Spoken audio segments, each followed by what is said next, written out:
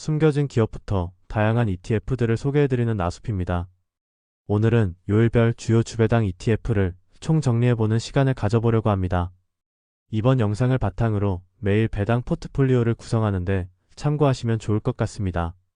바로 알아보자면 월요일의 주요 종목으로는 MAGY와 BLOX가 있습니다.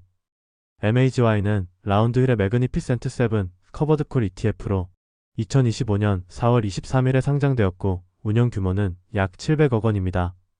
BLOX는 니콜라스의 크립토 인컴 ETF로 6월 17일 상장되었으며 약 430억 원의 규모를 가지고 있습니다.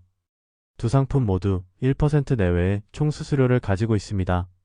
먼저 빅테크 기업 7개에 대한 커버드콜 ETF인 MAGY와 일드맥스의 YMAG를 비교해보면 MAGY는 상장 이후 총 수익률이 17.12%를 기록했고 같은 기간 YMAG는 24.92%를 달성했습니다. 이는 누적 세후 배당금과 주가 변동을 합친 결과로 일드맥스 상품이 비교적 우수한 성과를 냈습니다. 배당 내역과 배당률을 살펴보면 MAGY는 최근 취급된 6번의 배당금을 기준으로 연간 배당률이 34.76%에 달합니다.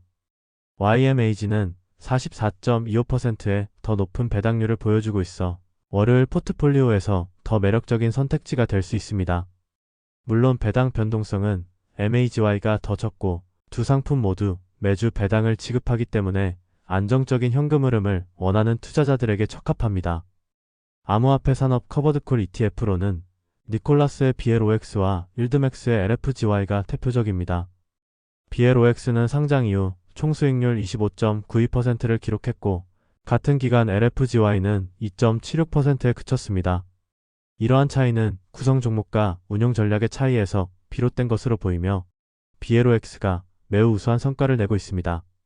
배당 측면에서는 BLOX가 34.49%의 배당률을 보이는 반면 LFGY는 66.67%의 매우 높은 배당률을 제공합니다.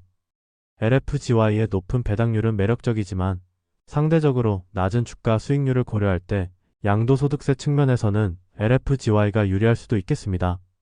하지만 총수익률 자체는 BLOX가 훨씬 앞서는 상황이라는 점 참고하시길 바랍니다. 화요일 주요 종목으로는 개별 종목 주배당 ETF 시리즈 2종이 있습니다.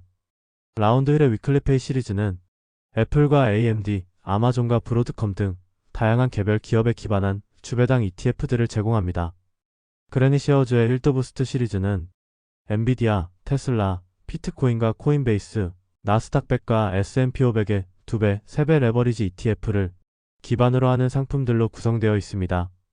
여기서 라운드 1 위클리페이 시리즈는 기초 자산에 대해 1.2배 레버리지를 적용하여 급등과 지속 상승 시기의 성과가 우수하고 자산 성과와 변동성에 따라 배당을 지급하는 전략을 사용합니다. 라운드 1 위클리페이 시리즈는 종목이 워낙 다양하다는 점이 큰 장점입니다. 각 종목별로 다른 배당률을 보이는데 MSTW가 2.4%로 가장 높고 BRKW가 0.62%로 가장 낮습니다. 투자자들은 자신이 선호하는 기초 자산의 전망과 배당률을 종합적으로 고려하여 선택할 수 있습니다. 그래니쉐어즈 일드부스트 시리즈는 2배와 3배 레버리지 ETF 풋옵션 거래로 완만한 상승과 횡보 시기의 성과가 우수하고 주로 옵션 프리미엄 수익에 따라 배당금을 지급합니다. 종목별 주배당률을 보면 COIY가 3.49%로 가장 높은 배당률을 보이고 TQY와 YSPY가 각각 0.97%로 상대적으로 낮은 배당률을 나타냅니다. 해당 종목들은 레버리지가 적용된 ETF들을 기반으로 하지만 현재까지는 생각보다 변동성은 그리 크지 않은 상품들입니다. 수요일에는 단기 국채투자 ETF와 또 다른 개별 종목 주배당 ETF 시리즈를 활용할 수 있습니다. 라운드 힐의 WEK는 미국 단기 국채에 투자하는 상품으로 현금성 자산에서 매주 배당금을 받고 싶으시다면 고려해 볼 만합니다. 렉스 성장앤 인컴 시리즈는 엔비디아, 테슬라, 마이크로스트래티지와 코인베이스 해당 4개 종목에 기반한 ETF들을 제공합니다. 렉스 성장앤 인컴 시리즈는 기초자산 레버리지 포지션 50%와 콜옵션 매도 포지션 50%를 반반 전략으로 운용하여 완만한 상승과 횡보 시기에 성과가 우수합니다.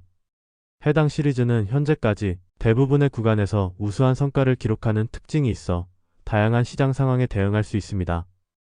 종목별 배당률을 보면 COII가 1.81%로 가장 높은 배당률을 보이고 MVII가 0.67%로 가장 낮은 배당률을 나타냅니다. 렉스 주배당 시리즈는 배당률이 상대적으로 낮은 편이지만 주가 수익률이 매우 뛰어납니다. 지금까지 살펴본 라운드 1 그레니쉐어즈, 렉스쉐어즈의 개별 종목 주배당 ETF의 경우 지난 8월 15일에 업로드한 해당 영상을 참고해보시면 더욱 좋을 것 같습니다. 다음으로 목요일 주요 종목으로는 비트코인과 이더리움, 커버드콜 ETF, 그리고 MST가 있습니다. 라운드 1의 YBTC, 글로벌X의 PCCC는 비트코인 커버드콜 상품이고 YTH는 이더리움 커버드콜 상품입니다. T파이언스의 MST는 마이크로스트래티지의 1.5배에서 2배 레버리지를 적용한 옵션 상품으로 암호화폐 시장의 변동성을 활용한 배당 수익을 제공합니다.